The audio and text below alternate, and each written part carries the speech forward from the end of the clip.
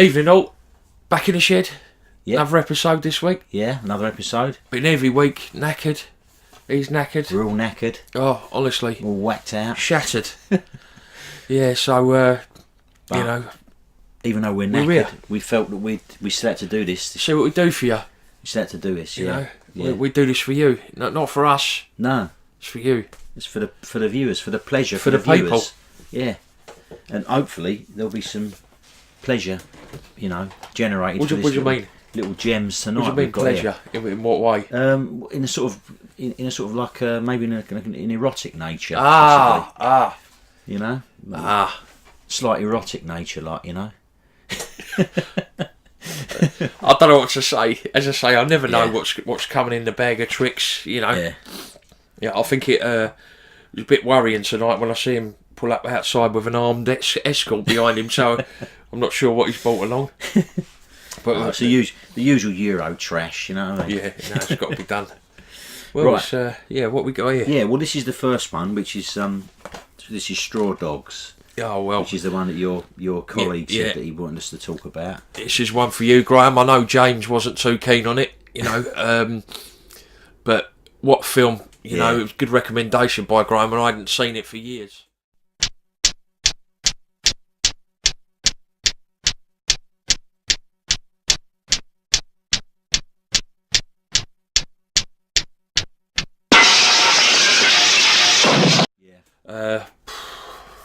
Yeah, it's good stuff. It's powerful stuff, isn't it? I mean, this was a film that was banned, like one of those films once again that was banned along with Clockwork Orange, The Exorcist. I think it was out on video when video first appeared, as was Clockwork Orange and Exorcist, but they banned it after a while because of the violence. I mean, it's a violent film because it's directed by Sam Peckinpah, who made all the westerns and that, like the Wild Bunch and stuff like that, and he made this in this country. But the reason why it was banned was obviously, because of Susan George, because of the rape scene in it. Yeah. And the reason why it was banned really was because they said that it looked like she was enjoying it, basically. Yeah. They didn't want to show that sort of like the side of it, like Yeah. But I mean, it's quite powerful, and I mean, it's funny because all through it, Dustin Hoffman is like a teacher, isn't he? Yeah. He's anti-violence totally. Yeah. And then something happens, a little girl goes missing, and the geezer, David Warner, the actor, is the one that they suspect him of doing it. Like a paedophile, wasn't he? Yeah, but he's just like a village idiot, isn't he? Or something. Yeah, he's just not all there, is he? Yeah, and he hides him in the house, doesn't he? And when they're trying to get in, it's just chaos, isn't it? It's just like absolute chaos, But I think James is right. It is a slow burner. Yeah. But once it gets going, it's good. It is. You're watching it and you're thinking to yourself, like, this is taking ages to get started. But then once the violence and the action explodes on the screen, and also another good actor in that is in that. We was talking about him last time when we was talking about the Hammer films. That Peter Vaughan. Oh yeah, the boys mentioned him as well. Like, but he's got that gangster look to him, hasn't he? Yeah, he's in that, and he plays he's the main man, like a Wolfie. Yeah, and they're good actors in it. All good actors in that. Yeah, it is a good film. I mean, the scene with the bear trap. Yeah, was a bit weird. Like the way he hit him with it, sort of thing. Yeah. It's a baseball bat or something, not a bear trap. Fucking awkward. Yeah, I know. Yeah, it's like he's just like he's rushing around the house and he locking windows and doors and that, and they're just all around the place. Yeah. And it's just like a mad mob rule thing, isn't it? I mean, it's a great film. One thing I did notice about it, when it all kicks off and they all start going a bit mad at the end. Yeah. How many windows did he have in the house? Oh, God knows. It took forever for every window to go through. I'm thinking, sure, there's not much glass left in this. and the scene with the shot, like when they shoot the sheriff, sort of thing, like the mayor or whatever he is. Yeah, that's it. Yeah.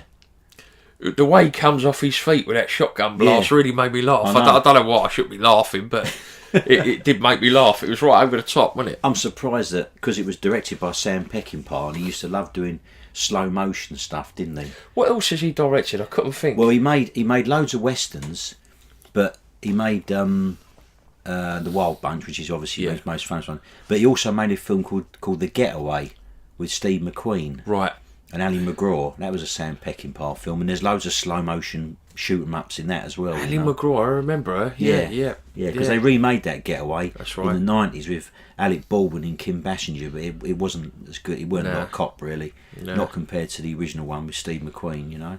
But if you've never seen this, again, the full version's on YouTube. The whole lot, you know. Things that you wouldn't imagine to be on there. No, I didn't expect it. And another good film I watched this week was The Graduate. Yeah. Mrs. didn't enjoy it that much, but I thought it was cracking. Again, that was a bit of a slow burner, but you know, it's just the way Dustin Hoffman plays this innocent kid. He's a man, but he looks like a kid, and the way he's seduced almost by Mrs. Robinson. Mrs. Robinson and Bancroft, isn't it? Yeah, the music in it, fantastic. It's by it's Simon and Garfunkel. Yeah, isn't it? Simon and Garfunkel, isn't it? And you wouldn't think it would work, but it did. No, it does, doesn't it? Yeah. Cracking film. If you've never seen it, obviously most people have seen it, but The Graduate, you know, especially for our younger viewers. Yeah. You know, obviously within reason, you know, check it out. There is a little bit of baggy old tit in it at one point, but that's about it, really. But the actress who plays like the girl that he runs off with, she's really nice, isn't she? Catherine Ross. Yeah, what's she been in? Well, she was in the Stepford Wives. That's right. That film was Stepford Wives. She was in that. Yeah. And, it's a bit weird, though, isn't it? The scene at the end with that cross. Yeah, like that fight and surreal, isn't it? A bit odd. The way the way he arrives there, doesn't he? And it's like it's a bit surreal, that last bit. Yeah, but that's what makes it like quality, or I don't know, something about it. Because it was like kind of made about 1965, 66, I think, or something. Yeah, it was. Yeah, it was. No, 67. 67. Yeah, it was. Yeah, what a film. And then Midnight Cowboy was made in 1969. Two great films back to back, really. You know. I think I'll have to watch Papillon again as well. Yeah, I haven't seen that for a long time. I've forgotten he was in that. That's brilliant. That is. Yeah. Yeah. Yeah, that is good. But there you go, Dustin Hoffman classic, Straw Dogs, recommended by Graham. As I say, if anyone's got any recommendations, please comment below and we'll always do a review of it. Yeah. And no doubt this man will have it. Hopefully, yeah. Hopefully have it in the archives and then some. And then some. That's a good call, that one. Yeah. Nice one, Graham. Right, so the next two tonight, I mean I'll do one first. We ain't got that many tonight, have we? No, I haven't got loads, actually. A little bit knackered tonight, you know. Forgive us for having eyes like two piss holes in the snow. But this is we was talking about this the other day. Now this is an actress called Soledad Miranda, and she was Spanish, and she died young. I mean, she might have even died not long after these films were made. But this is the classic. I don't know if I can pronounce this. Vampiros Lesbos. Here we go. Kid doors wide open again. I'll tell you what's funny, right? I've got a couple of things on my Instagram where weird videos come up and it always gives us good ideas to do. Yeah. And I actually said to him, "Go look at this great video cover." Got a response instantly saying I've got it. Yeah. So what can I say? Got it on glorious VHS. God knows what goes on in the house. Einer geheimnisvollen, Jahrtausende alten Stadt im Orient. Nadine, aufwachen!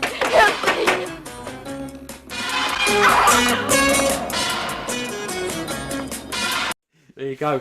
But would you like us to take us down this? Yeah. It's story. Well, basically, it's that once again. It's on that Redemption films. They were like a series of films that came out in the late 90s, all like European sort of like them sorts of films. But it's just usual story. Like, you know, she's like there's a couple on holiday somewhere, and she starts appearing out of nowhere, and she gets the girl gets mesmerised by her, and she's a vampire, like, you know. And but to be quite honest, I can't remember a lot of the story, but there's a lot of scenes in it where there's a track called "The Lions and the Cucumber," right? And it's a classic. Yeah, I know. It's a classic track which has been sampled by a lot of hip hop sort of bands and that, and it actually appeared in the soundtrack to one of Quentin Tarantino's films, Vampire Sound Incorporated, right. The Lions and the Cucumber, and that's in that. And maybe remind me when we're doing the editing, and I'll put a link to maybe the tune. Yeah, because it is a good tune, you know. It's good. It's a sort of thing that people. And the original album is like, you know, quite rare. But the director of this film is called Jess Franco. Right. And I've got another two down here by him, and he specialised in making these sorts of like European erotic art films, like, you know. See, that's what makes me love art. Yeah, well, Not art at all. well, It's filth. Well, they try and dress it up as art, but I mean, at the end of the day, it's, you know, like you said, it's Euro filth. So isn't it, in you know? theory, you're an art critic. That's all you are. That's Yeah. all you're guilty of. Yeah, yeah. But Well, that ain't bad. yeah. So, and she was really attractive. I mean, she's really nice. I mean, you look at pictures of her on Google and that, other photos of her, because she was an actress when she was younger, in the like the 60s, and then this was probably the most famous thing she'd done. What's But the actual story then, girl? Well, I think it's just No one knows. Like, Yeah. just watch it. it's actually, to be quite honest, it's a bit psychedelic, because Let's have a look here. there's like a blonde woman and her husband, and they're on holiday, and they're in this like bar, and then she's part of the cabaret, Right, you know, yeah.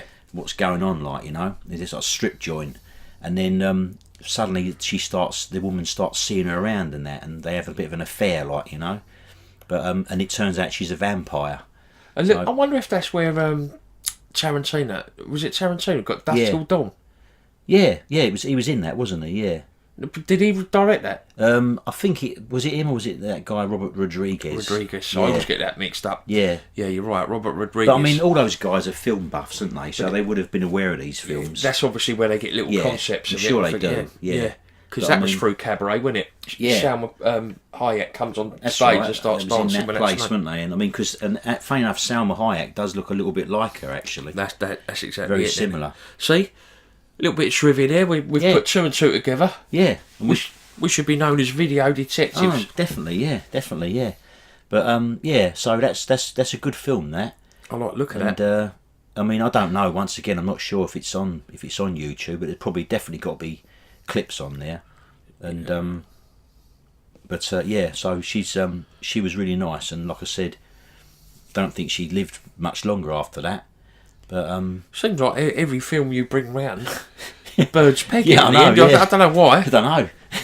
Yeah, Christ knows. Perhaps it was the excessiveness of the times they lived in, or something, like be. drugs and stuff, you know. Yeah, no doubt. So the one she made after that was Vampiros Lesbos.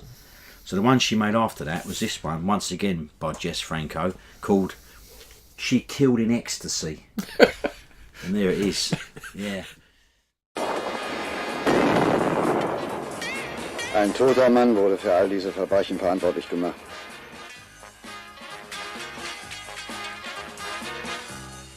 There you go. And I found that in a there used to be a second-hand shop in Seven Kings. Bloke used to sell loads of videos and all manner of junk, you know. And I found it in there, and I remember picking it up and showing my old man, and he said something like, "Yeah, it looks alright, that, doesn't it? We should get that." Yeah. Obviously for the art section. I remember he came in one night he'd been to the charity shops, and he came in with this film. Actually, funny enough, I should have bought it tonight. I should have bought it because it would have gone exactly right with this lot, but I forgot. I had to bring it next time. Yeah. And it was called Animal Instincts 2. Oh, there was a one then. Like the execution of part 2. There was a one. Animal Instincts 2. And it was, the actor in it was Nick Cassavetes. And he was John Cassavetes' Yeah, the son. director, yeah. And before he was a director himself, he made a name for himself appearing in these erotic films and that, you know. But yeah, he's in a lot of them. And they used the sort of thing used to be on. Remember years ago on Sky when you had them things you used to put on, like the Red Shoe Diaries and I don't things like that. It was that sort of stuff, you know. She's here following Franco's classic Vampiros Lesbos. Yeah. Soledad Miranda returns in another steamy and seductive role. When her husband is driven mad and commits suicide, she seeks revenge on what's that? Yeah. On 4 people she holds responsible. That's right, yeah. Needless to say, she uses her feminine ways to entice her prey, Yeah. and each steamy encounter ends with a sudden and nasty surprise for her victims. Most certainly does, yeah. Another slice of Euro Sleaze Euro Sleaze, from yeah. Franco, Yeah, and another memorably spaced out soundtrack that comes yeah. a cult favourite. I mean, that sort of more or less sums it up, really. You know, she sort of seduces the 4 guys who she blames for her husband's death. And, yeah, if I remember correctly, there are some quite sort of grisly scenes, you know. Yeah. But yeah, she gets her own back, that's for sure. Again, I suppose, like Spit on their Grave.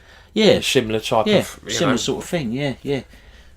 You know? Was it? Or no, Last House on the Last left. House That on the was Left. it. Yeah. See, that was another one that was banned, and it was on video at one point. All those films came out originally on video in your local video shop, you know. And then because the one you gave me, The Last House on the Left, Yeah.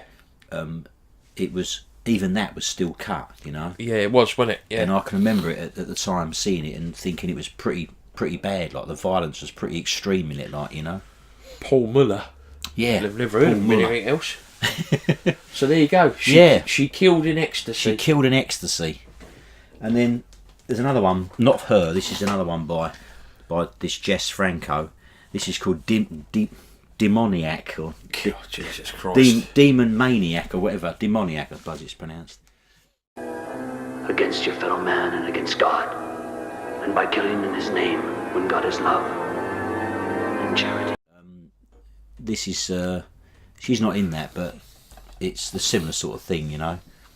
It's about, I think from what I can remember when I watched it, it was two girls that were living in a flat or something in Paris or something like that, and they become involved with the cult, you know. Can already see what's going on. You can see what happens. Yeah, it does get a bit, you know, a bit much in that in places. Like a bit of dog collar and chain, is there, for women?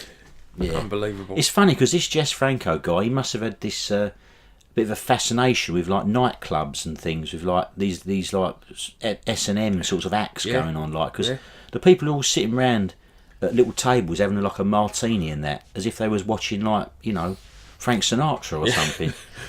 And there's so that's all happening. Mate, like chambers, torture chambers and things going on, like, as they're sitting there, like, you know what I mean? Good film though. Yeah, I must admit, it's not bad. It's good quality. The picture's good, and it's just a typical 1970s thing, you know. Don't look bad, actually. Yeah. It is good, yeah. It is good. I liked it, actually. And I watched it in glorious widescreen on the TV, like, you know, so it looked really good. Once again, another charity shop thing, 50 pence or something. I don't know what they're selling, these people, do they? I don't know, you know. I just don't know. I think Unreal. sometimes they literally don't know what they're selling, because I've bought records in the past and there's been no price on them. Nah. And they've said, like, oh, just give me 20p, like, you know. Yeah. Oh, well, fair enough. Like. Yeah. But one day he'll come across a £300 classic. Yeah. And then there's this one. But obviously, if it did turn out to be really rare and expensive, you wouldn't take it back, would you? No, no, of course not. No. Even if it's for charity. I wouldn't want to do that. I mean, you know, just couldn't. I couldn't live with myself, you know. Yeah. I mean, it's funny enough, because that record from last week, that Grot Bags record, you know, it went down a storm. I mean, didn't it? it's a shame, really, because if it was rare, I don't think I could sell it now. Anyway, I couldn't sell it, you know. Right, this is another one here. This is one I just recently. It's called The Strange Vice of Mrs. Varda. The Strange Vice of Mrs. Varda. What possessed you to pick that one up? I thought I got that at a boot sale, actually. Did you? The guy had quite a few, and Has been marked for terror by a killer who leaves no clues. Has no motives. Only an insatiable desire for strange, morbid, eerie, devilish kicks. I've seen these in HMV. These yellow cases, and they're made by a company called themselves Shameless. Right. Okay. Shameless DVDs. From what I can remember, it wasn't that good. I mean, the pictures on the back are probably the best bits they've put on the back there. What's happening there? I don't know, it looks like someone's trying to, like she's being kidnapped or something. You know, when they get chloroform, and I've not watched it for ages, but I'll have to watch it again. But there's a lot of these films come out all at once, and HMV, you go in there and they'd be flooded with them. But I got that at a boot sale for, I think it was about £2. I think I paid for it. Stars. And, what's that say? What's it say? French. Or Finesse. Finesse. Stripped nude for your killer. That must be the actress. There's an actor in that's very familiar. He's got one of them faces that you've seen. Oh, I've seen that guy in loads of stuff. It's quite strong. I mean, yeah, and it's another Italian director once again. Yeah. Sergio, something or other. Again, look at this. It says here, directed with feverishly intensity by a genre favourite Sergio Martino, Torso, enriched with Nora Orlandi's soaring sounds used by Tarantino. Oh yeah, in Kill Bill 2. So there's always this link between it. Yeah, he definitely. I mean, you know what he's like anyway. He's a right film geek, isn't he, Tarantino, and he knows all about directors and that. I mean, he made that when he made Inglourious Bastards. Oh, it's a great film. They straight away they brought out the original version from 1978, which he got the idea from, and they had the director, and on the actual DVD, the director has been interviewed by him. You know, by Tarantino. Yeah, he's interviewing him on the DVD, like, you know, because he's one of his favourite directors. Like, yeah, you know, you can say why. Italian films. Brilliant. And that, you know, fantastic that. But that looks pretty good. I mean, I don't know what the story is. Yeah, I think from what I can remember, the girl, she comes back to Paris or something, and she's coming through the airport, and something happens on the way home. She either something happens to her, she loses her memory or something, or she does things, you know, under the influence of certain substances, like, you know, which make it the strange vice, I suppose, of Mrs. Varda. Yeah, I don't know how you pronounce that. No, I don't know. I'm just assuming it's that. Yeah, it does look good, mate. She'll grip you in her vice of sin, sadism, and sex. There you go. Yeah. I'm trying to do the I'm trying to lead the best till last. Yeah. I can't get much lower this week, so why not? Right, this record. This is a record that I got, and it's called "The Way to Become the Sensuous Woman" to a world of perpetual by Jay. delight, right? enriched by a joyous and fulfilling sex life. I just picked it up in the shop once. I thought this looks interesting. A sensuous and woman. Basically, it's without those preconceived the notions. first how-to record stumbling for the blocks to female my who own yearns to be sensuality. all woman. And I have I'm sure learned to that make use bits of this have all been my sampled body in total preparations for making love. house music and stuff like that. But it's pure filth, but entertaining at the same time, you know. I don't know what to say, to be honest. Yeah, mate. I know. There's no music on it. There's a little bit of music in the background, but it's just her talking all the way through it, like, you know. Basically talking about sex, basically. Which is everything a woman needs to know: love and be loved by a man. The importance of the orgasm. Yeah. The etiquette of orgies. Yeah. Like you got to be, you know, polite. You've got to have some politeness involved, you know what I mean? Someone's chapping your ear. You got to be as polite as you can be. What goes on in men's heads sexually, and so much more. Yeah. Every female has the ability and the right to be fully sensuous, but most women never learn how. Yeah. The sensuous woman will show you how to attract a man worth your attention and drive him wild with pleasure and keep him eagerly coming back for more. Even if you're knock-kneed, flat-chested, cross-eyed and balding, you can learn. So in other words, if you're rough and ugly, you've still got a chance. Of course you've got a chance. Just listen to that record, like, you know. And I think it's got, I don't know if it's got something to do with Penthouse magazine or something, but would you recommend it?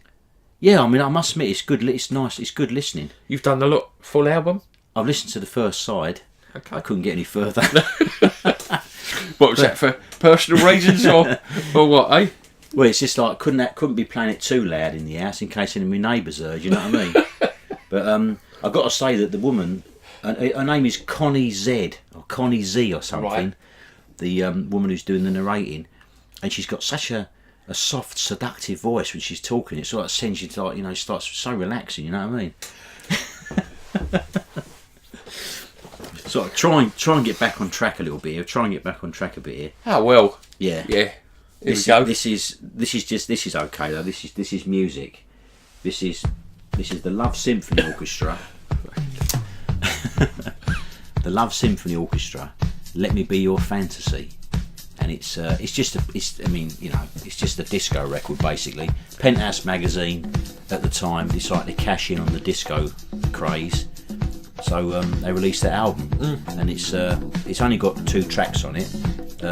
Let Me Be Your Fantasy, which is the one which is a famous track actually. It's the one I'm thinking. Let me be your fantasy. No, it's not. It's not that one. Ah. I know the one you mean. Yeah, that's like more 90s house. yeah, but I mean, it's just like a disco record basically, and the A side is called. If you just turn it over, I think the A side is called "Let's Make Love in Public Places." Yeah, that's side one, and then makes me laugh. I mean, years ago, I remember reading somewhere that they used to cover the lens in Vaseline to make it look like dreamy. That's right. You know, yeah, like that sort of look. That's what they do, don't they? And then they definitely do. Well, I had a load of Penthouse magazines, as you all do when you're growing up, and you see like all this on the cover, all dreamy. Yeah, you open it up, and there's someone with their legs open, a big angry Matt's in there, big old growler. Yeah.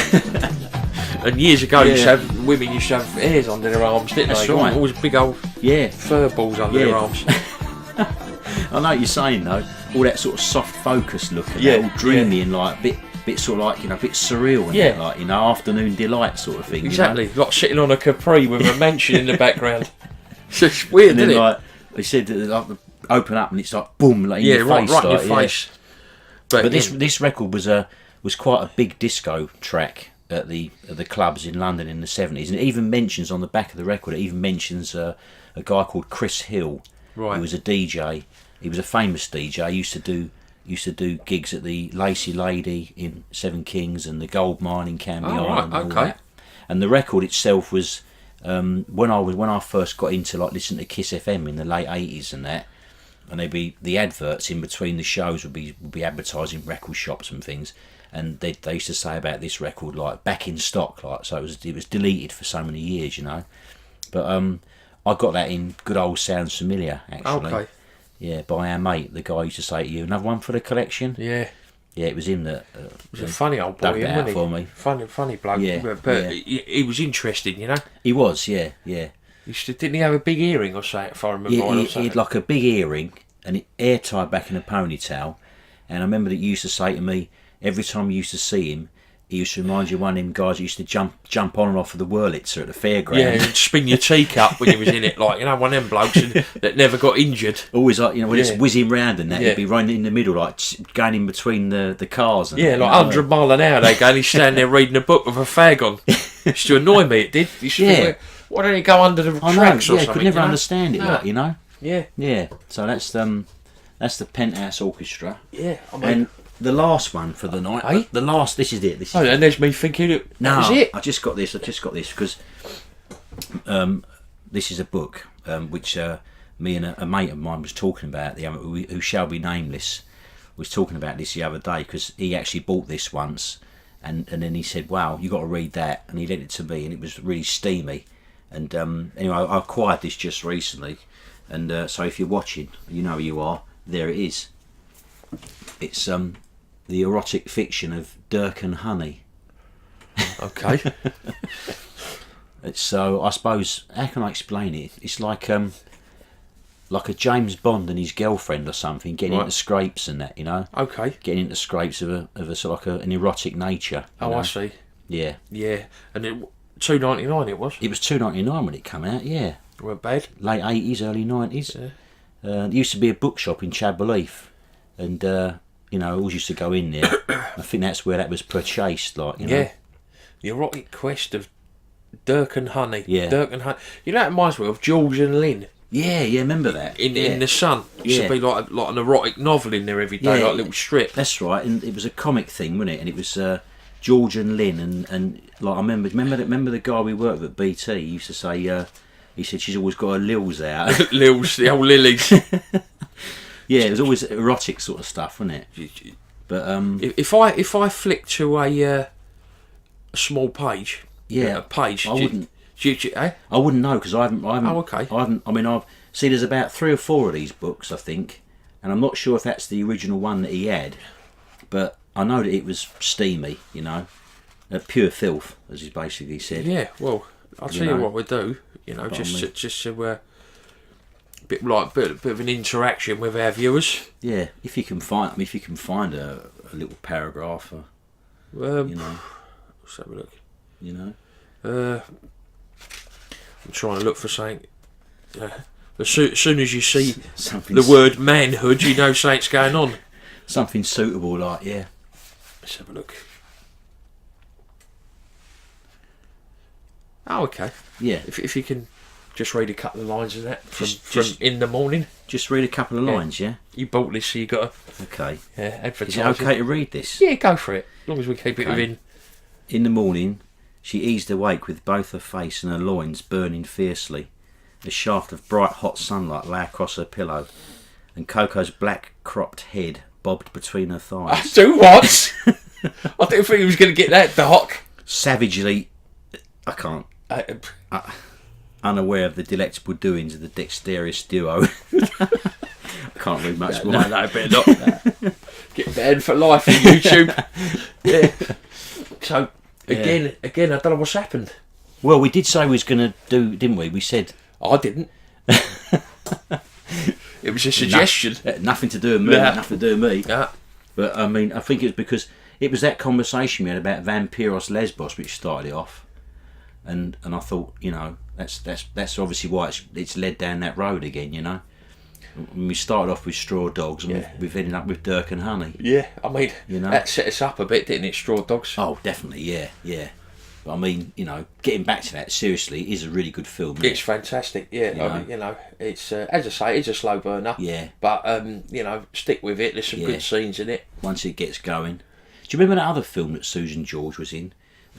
It was a film. It was called Spring and Port Wine. Remember that? I've heard of it, but I've never seen it. And it was she was like, it was John Mills was the dad in it, and or James Mason, someone like that. And it was a typical northern film, you know, like a sort of like, you know, set up north somewhere in Lancashire somewhere, like Coronation Street thing. And there was this, she wouldn't eat this thing. It was like a kipper or something, Right. And she wouldn't eat it. And every lunchtime, every dinner time, the kipper would come out. And it went on for like nights, Really? one night after the other, yeah. And she'd sit at the dinner table, and the plate would be put in front of her with this bowl over it, and they'd take it, and there'd be this kipper, like, That's you know, strange. What a weird. because she wouldn't eat concept. it, and James Mason was insisting that yeah. she would eat it. And yeah, it's just one of them scenes I always remember of it. Well, there's another one we need to look for. Mandingo. Yeah, With Susan George. I've never yeah. seen it. No, but I've never seen that. Apparently, that's quite near the mark. Yeah. Not that we watch it for that reason. No, of course not. I mean, you know, We do it as a favour, really, don't we? Do you think we want to sit here watching these sort of films? Not at all. we've got other things to be doing really than just sort of like, you know, watching these erotic European art house pictures. Yeah. But yeah, that one you just said, yeah, that's that is good, isn't it? Yeah. Yeah, quality that. Yeah, it's I've seen the soundtrack for it, Mandingo, and I've seen I know the actors in it, but I've never seen it. So yeah, look out for that. I think it's on again on YouTube, no doubt. Yeah, should be able to get it, I imagine. What we're going to do, we're going to draw it to a close then, Yeah, and we've had our fill tonight. can we not say that? Yeah. That's it. Yeah, until next week or the week after. Yeah. Yeah, Probably the week after, actually. Yeah. But as always, thanks for watching. yeah.